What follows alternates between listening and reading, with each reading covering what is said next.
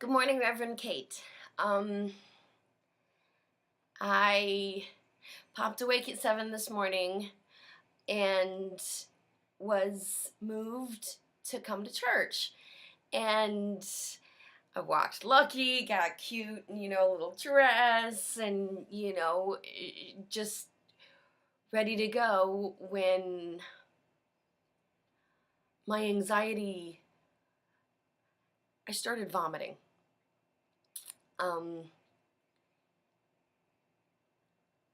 Well, the intention's there. All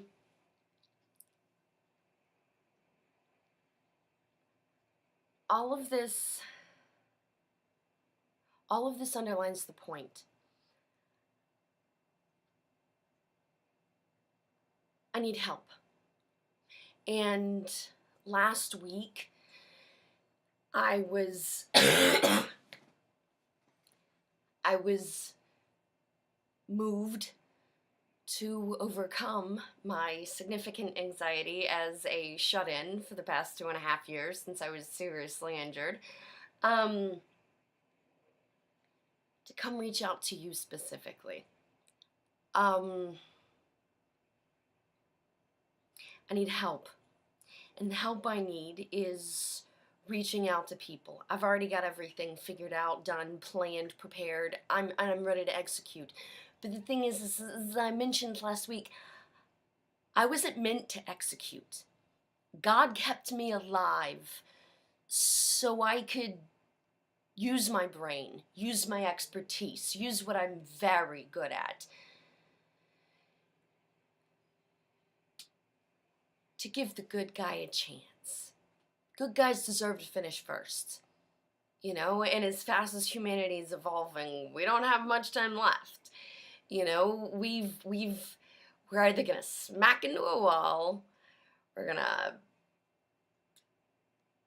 hit the brakes and slower smack the wall, or we're gonna U-turn, because stopping's not an option. And anyway,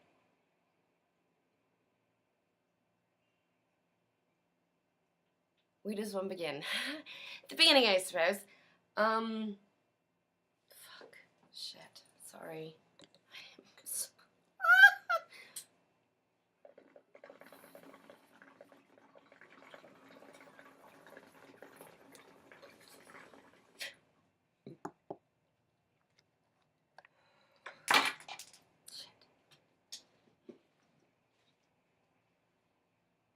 Okay.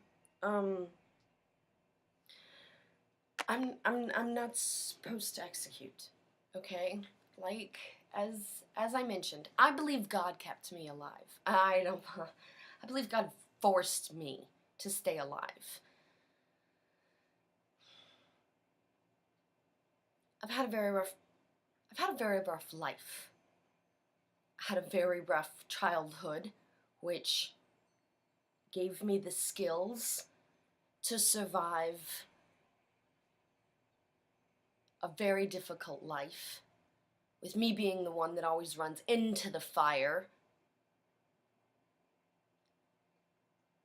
I've made that life more difficult for myself because I couldn't understand how so many other people would fail to do anything. Situations of such tragedy, of such horror, of such, even in the wake of September 11th, so many people did nothing. In America's defense, it's because so many people didn't know what to do. It's not because we don't want to. There's more people that want change, that want good, that want peace and happiness and nature. There's more people that want that than don't. It's just we don't know what to do because we haven't been coordinated and we haven't been guided and nobody's told us. Actually, we've been told the exact opposite of right since the beginning of man. But we've also had right in front of us the whole fucking time.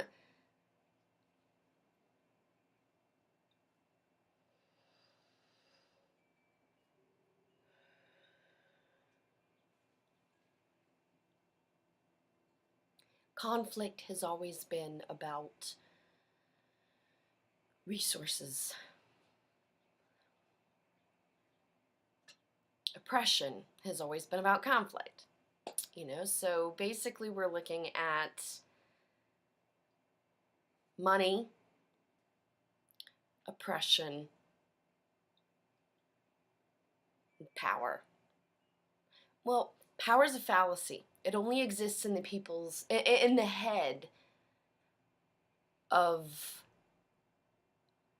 the person who thinks they have it or the people who fear it.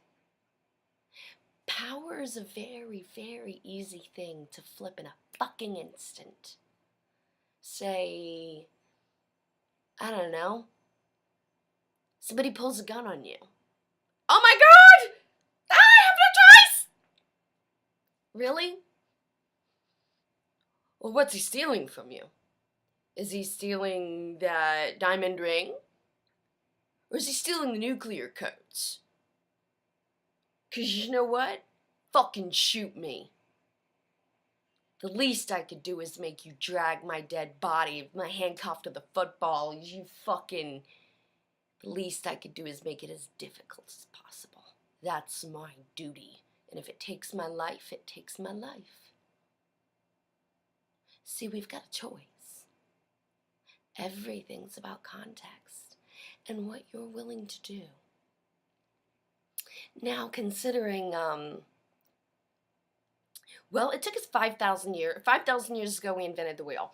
500 years ago, we still thought the world was flat. 200 years ago brought us the car and the plane.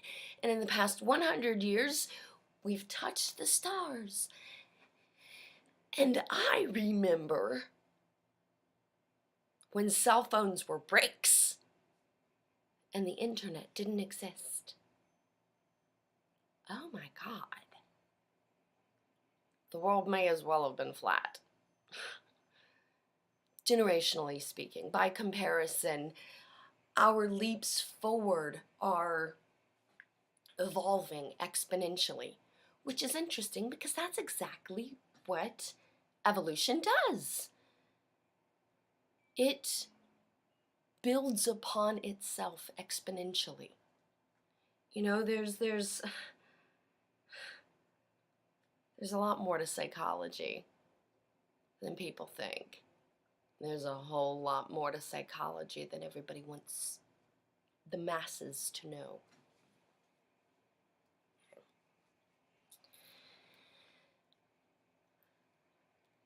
Psychological operations, 37 Fox, United States Army. After I had my master's degree from Seoul National University in Korea, because I felt the North Koreans were more of an imminent threat than the Middle East. With much bigger fallout potential. Yes, I was moved just like everyone else by September 11th. I actually lived across the river. I used to smell the firemen on the subway as they would go home. So yes, I'm very aware of the fallout of September 11th. And I knew enough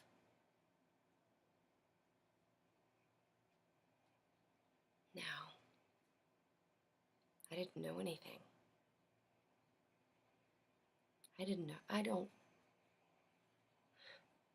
Knowledge is a dangerous thing. Knowledge must precede wisdom. And we have been in the pursuit of knowledge to the point of our own destruction. And we have forgotten wisdom.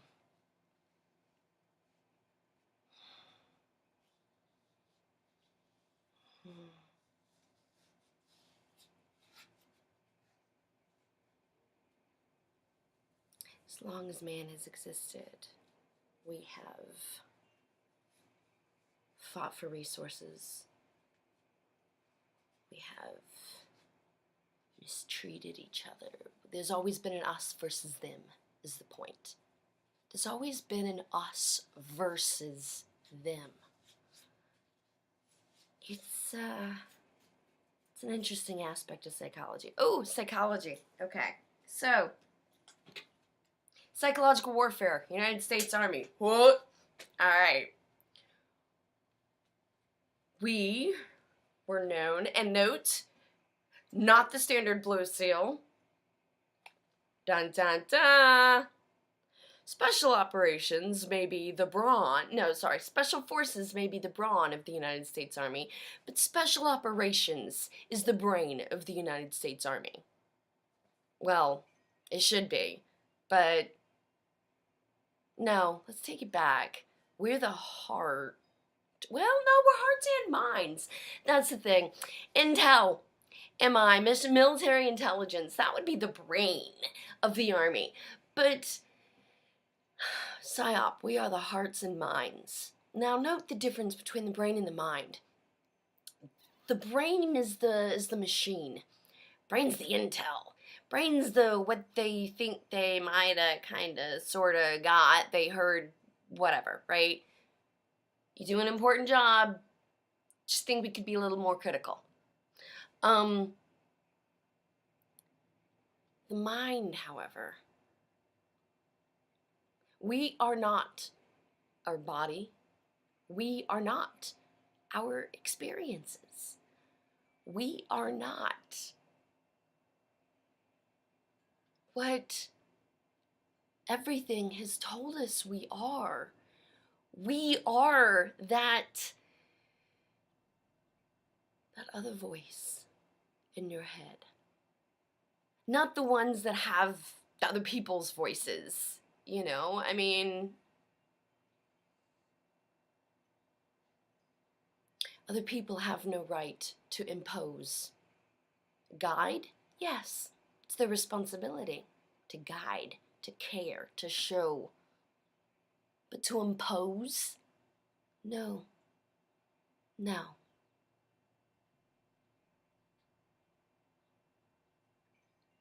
And that is why I believe God kept me alive. Not only do I have far more education and experience in changing the game than most. I already had a master's degree before I enlisted, one that my instructors were envious of.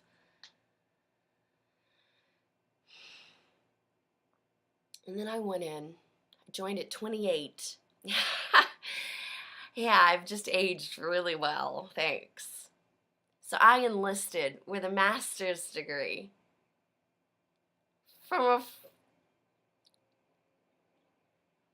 with a primarily international cooperation and negotiations with emphasis on peacekeeping and psychology.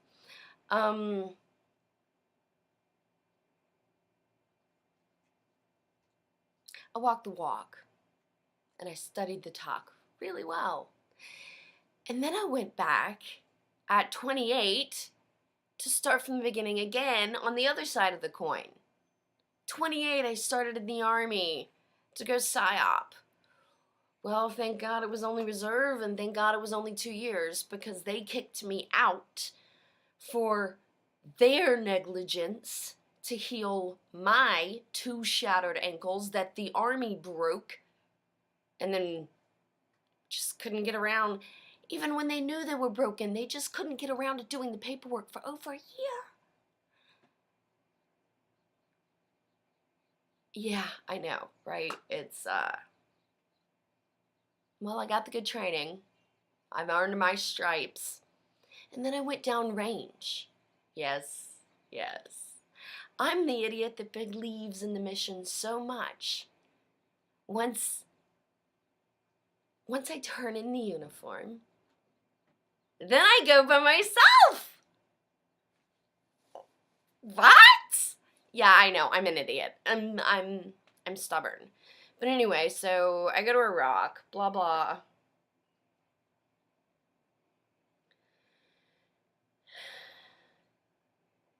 In the year I was recovering from my injury in Iraq, I decided, hearts and minds, I've always had the same mission since I was a baby, to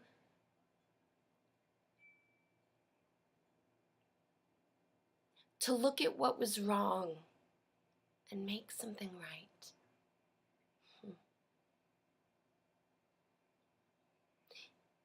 Even straight out of my coma. So yeah, 2.5 years ago, August 21st, 2013, something happened. My combat veteran ex and I were on a romantic vacation in Oxford, England, Thames Valley, and